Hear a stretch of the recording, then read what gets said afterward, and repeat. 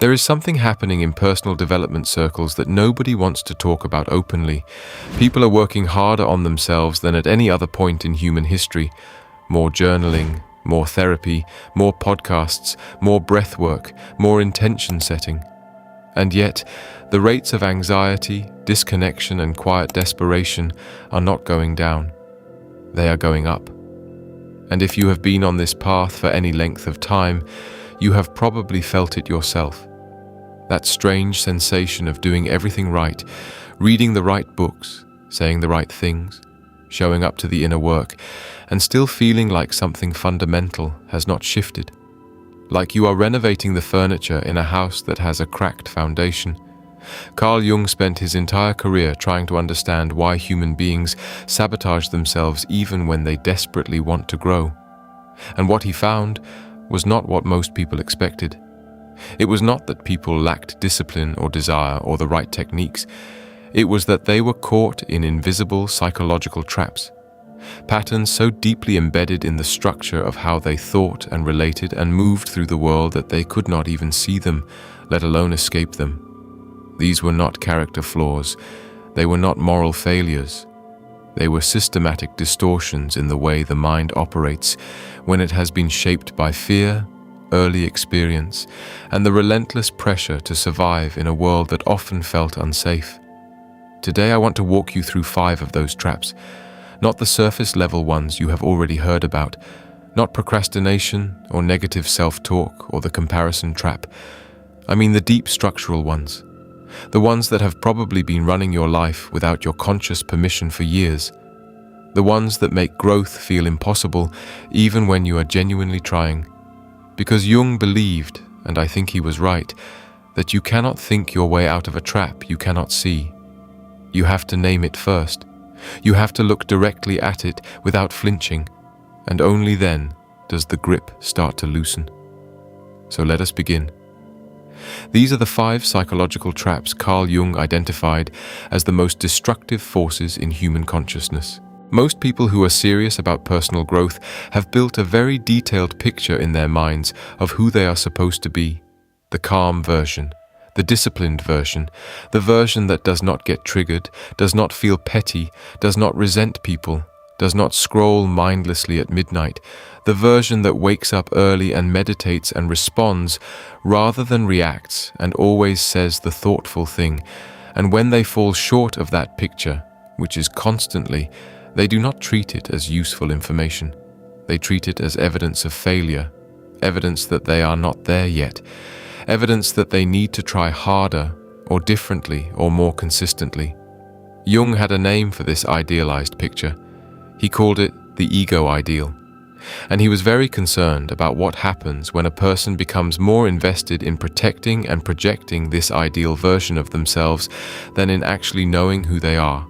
Because here is what he observed. The more rigidly you cling to the idealized self, the more ruthlessly you have to suppress everything in you that does not match it. The jealousy, the pettiness, the laziness, the irrational fears, the parts that want to quit, the parts that are still angry about things that happened 15 years ago. All of it gets pushed down and away because it does not belong in the picture of who you have decided you are. But Jung was absolutely clear on what happens to everything you suppress. It does not disappear. It does not dissolve. It does not wither away from lack of attention. It goes underground. It becomes what he called the shadow. And from that underground place, it runs your behavior in ways you cannot track or predict or control because you have decided officially that it is not you. The trap is not in having aspirations. The trap is in using the idealized self as a weapon against the actual self, in treating every gap between who you are and who you think you should be as a problem to be solved rather than information to be understood. Jung found that people who were genuinely psychologically free were not people who had successfully become their ideal selves. They were people who had radically accepted their actual selves, shadows and all, and worked from there, from the real, not from the imagined. You will know you are caught in this trap when you feel more comfortable presenting your growth journey to others than sitting alone with who you actually are, when your inner critic runs louder than your inner curiosity. When self-awareness feels like self-attack rather than self-understanding. That is the idealized self-trap, and escaping it does not require you to lower your standards. It requires you to stop going to war with your own reality. Here is a question Jung thought most people were terrified to answer honestly. If everything on your schedule disappeared tomorrow, if all the obligations and commitments and things to do and places to be simply ceased to exist, how would you feel? If your first honest answer is relieved, that is worth noting. But if your first honest answer is something closer to terrified, that is what Jung was pointing at. He observed that modern people had become extraordinarily skilled at keeping themselves busy, and he was not talking about laziness or poor time management. He was talking about something much more uncomfortable. He noticed that busyness had become a primary psychological defense mechanism, a way of staying so occupied, so scheduled, so perpetually in motion that certain questions never got the chance to surface. Questions like, is this the life I actually want? Do I believe the things I have always said I believe? Am I moving towards something or just moving? Is there a version of me underneath all of this activity that I have not looked at honestly in years? Jung wrote that the most important conversations a person can have are the ones they have with themselves in silence. And he noticed that many people, intelligent, driven, capable people, had arranged their lives so that silence was almost never available. There was always something to respond to, something to prepare for, something to manage. And he understood why. Silence is where the unprocessed things live. The grief that never got felt, the anger that never got expressed, the longing that keeps surfacing and keeps getting pushed back down. Busyness keeps you safely above all of that. The trap closes when your sense of value becomes entirely dependent on your productivity, when you feel restless and vaguely guilty when you are not accomplishing something, when rest does not feel like rest because the internal momentum never actually stops, when your schedule is full but your sense of purpose is empty and you cannot quite figure out why. What Jung found in people who had genuinely escaped this trap was not that they had done less. Some of them were extraordinarily productive. What was different was the orientation. They moved from a place of inner direction rather than outer demand. They could be still without that stillness feeling threatening. They had done the uncomfortable work of meeting themselves in the silence rather than perpetually outrunning it. The way out of this trap is not to do less for the sake of doing less. It is to develop a tolerance for quiet that is deep enough that you can actually hear what is underneath the noise. Because what you find there, difficult as it sometimes is far more useful than anything you will find in the endless motion. That is where your actual life is waiting. Jung spent decades studying relationships, romantic relationships, friendships, the relationship a person has with their own interior life. And one of the most counterintuitive things he discovered was how consistently people confuse two things that feel similar but are profoundly different: intensity and depth. Intensity is the spike, the argument that lasts until 3 a.m. and ends in tears and revelation, the relationship that consumes you completely and makes ordinary life feel beige and boring by comparison, the creative breakthrough that arrives in a feverish, sleepless state, the connection with another person that feels so electric and so charged that it must mean something enormous. Intensity feels like depth because it feels like so much. It feels like more than ordinary life, like you are finally living at full volume. But Jung was precise about the distinction. Depth is not the same as volume. Depth is what remains when the spike is over. Depth is the capacity to sit with complexity without collapsing into drama. Depth is the slow, accumulative understanding of another person that develops over years, not the immediate, overwhelming feeling of being known by a stranger. Depth is the relationship that can contain both closeness and distance, both joy and grief, both certainty and doubt. Intensity tends to require constant fuel. Depth sustains itself. The trap is in what intensity does to your perception. When you are conditioned to read high intensity as high meaning, ordinary life starts to feel insufficient. The relationship that is steady and supportive and not particularly dramatic starts to feel boring. The creative process that is slow and disciplined and does not arrive in lightning bolts starts to feel like it is not working. The inner life that does not produce peak experiences regularly starts to feel like something is wrong, and so you unconsciously go looking for the next spike, the next crisis or infatuation or rupture or revelation, because that is what living fully has come to mean. Jung found that people who chased intensity were almost always running from something, because intensity is loud enough to drown out the quieter but more important signals, the things you actually need to pay attention to, the slow grief that needs to be felt, the question about your work or your relationship or your direction that keeps surfacing and keeps getting swamped by the next dramatic wave. Real psychological maturity, the kind Jung associated with individuation, the process of becoming fully yourself, involves learning to find meaning in the undramatic, in the consistent, in the patient, in the ordinary moments that do not spike but accumulate into something irreplaceable over time. You will know you are caught in this trap when calm feels like numbness, when a relationship that does not produce suffering also does not feel real, when you need something to be urgent before you can feel engaged. That is not aliveness. That is dependency on intensity, and it will keep you circling the same patterns for as long as you let it. This is perhaps the most universally human of the traps Jung identified, and it operates so quietly, so automatically, that most people are decades into adulthood before they even notice it is running. It goes something like this.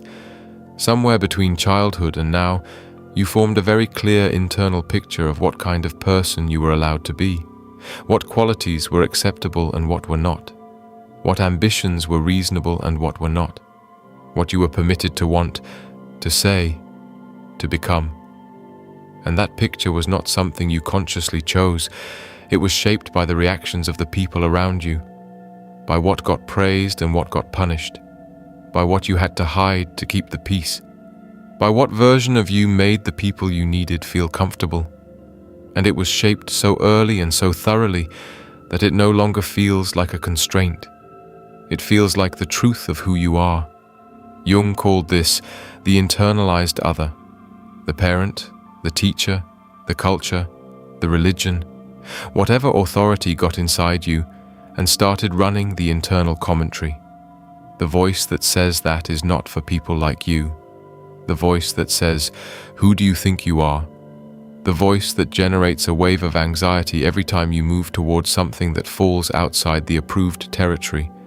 The trap is that you keep waiting for someone to confirm that it is okay, waiting for external evidence that you are qualified or ready or entitled to take up more space, waiting for the fear to go away before you act, waiting for the moment when it feels legitimate to be fully yourself. And that moment, Jung was direct about this, that moment is never coming from the outside. No amount of credentials or accomplishments or other people's approval is going to quiet the internalized voice.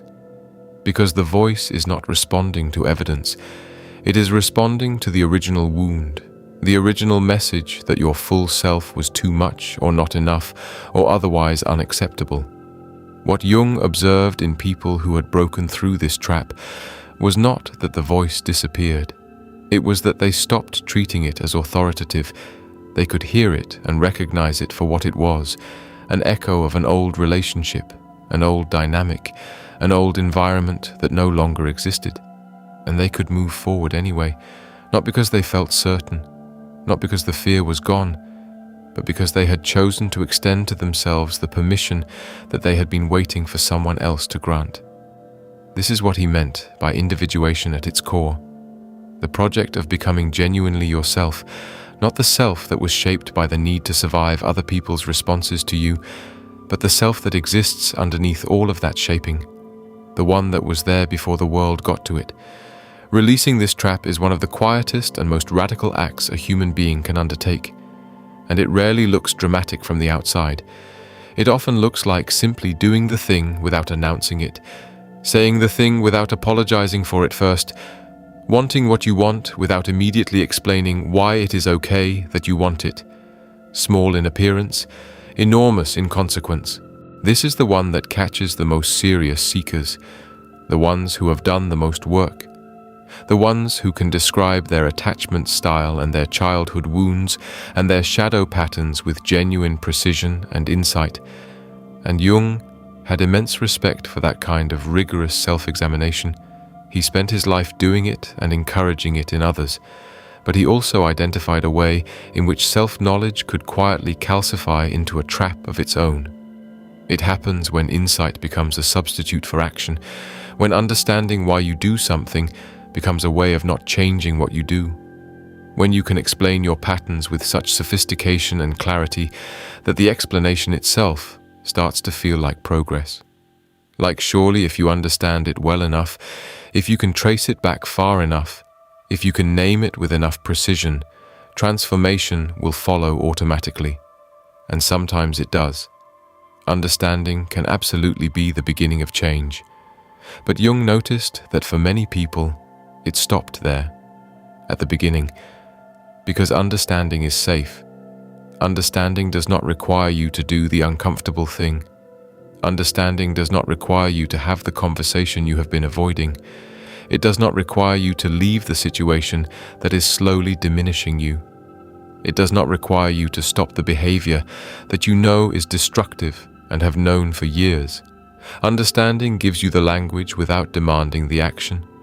And if you are someone who finds intellectual mastery relatively easy, that is an extraordinarily comfortable place to live. Jung was direct. The goal of self-knowledge is not self-knowledge. The goal of self-knowledge is a different life, a different quality of presence, a different quality of relationship, a different quality of choice. And if your self-knowledge is not translating into any of those things, something has gone wrong. Not with the knowledge, with what you are doing with it. What he found in people who had moved through this trap was a particular kind of intellectual humility. They understood that knowing and being were different things entirely, that you could know everything about courage and still live timidly, that you could understand everything about love and still withhold it. That insight was not arrival, it was invitation. And every insight came with a question attached. Now that you can see this, what are you going to do differently? You will know you are caught in this trap when your self-awareness makes you more articulate about your patterns but not more free of them, when you are better at explaining yourself to others than changing yourself for yourself, when the map has become more interesting than the territory. That is the insight trap. And the way out is not to stop seeking understanding. It is to start treating every genuine insight as a responsibility, as something that now requires a corresponding action, however small. Because it is in the action, not the understanding, that actual transformation lives. Each one involves a particular kind of self-deception, not the dramatic, obvious kind, the subtle kind, the kind where you are convinced you are moving when you are standing still. Convinced you are growing when you are circling. Convinced you are living with intention when you are actually living with very sophisticated sounding avoidance. And Jung believed this subtlety was not accidental. The psyche, he observed, is extraordinarily creative in its methods of self-protection. It will give you something that looks and feels like progress to keep you from making the deeper move, something that feels like self-improvement but cost you nothing fundamental, something that lets you believe you are on the path without requiring you to actually walk it. The antidote to all 5 of these traps is the same thing. It is what Jung called the examined life, not examined in the sense of perpetual self-analysis, but examined in the sense of refusing to let yourself be run by invisible forces. The willingness to look directly at what is actually driving your behavior, not what you prefer to believe is driving it. The willingness to feel uncomfortable with your own contradictions rather than explaining them away. The willingness to be changed by what you discover rather than simply categorizing it. This is not easy. Jung never pretended it was. He called the process of genuine psychological development one of the most demanding things a human being could undertake, not because it required dramatic sacrifice or unusual courage, but because it required sustained honesty, the kind of honesty that most of us spend enormous energy avoiding, the kind that asks you to see yourself clearly and keep going anyway. But here is what is on the other side of that honesty: a quality of psychological freedom that you cannot get from any other source, not from knowledge, not from achievement, not from the approval of people you respect. A groundedness that is not dependent on circumstances going well, or people responding favorably, or the inner critic finally going quiet. A capacity to be fully present in your own life, not the idealized version of it, not the version that will exist once you fix everything, but this one, as it actually is, with its limitations and its losses and its unmistakable, irreplaceable texture. That is what Jung was pointing toward with all of his work. Not a finished self, not a perfected self, a real one. A self that has been seen honestly enough that it can finally move from its actual location rather than from the carefully constructed story of where it should be. The 5 traps we talked about today, the idealized self, the busyness defense, the confusion of intensity with depth, the waiting for permission, and the insight that goes nowhere. These are not personal failures. They are human patterns, ancient, understandable, often originally quite adaptive. But they have a cost, and at some point, the cost exceeds what you are getting from the protection. That is the moment Jung was waiting for, because that is the moment when real change becomes possible. Not comfortable, not clean, but real. And real is the only kind of change that actually counts.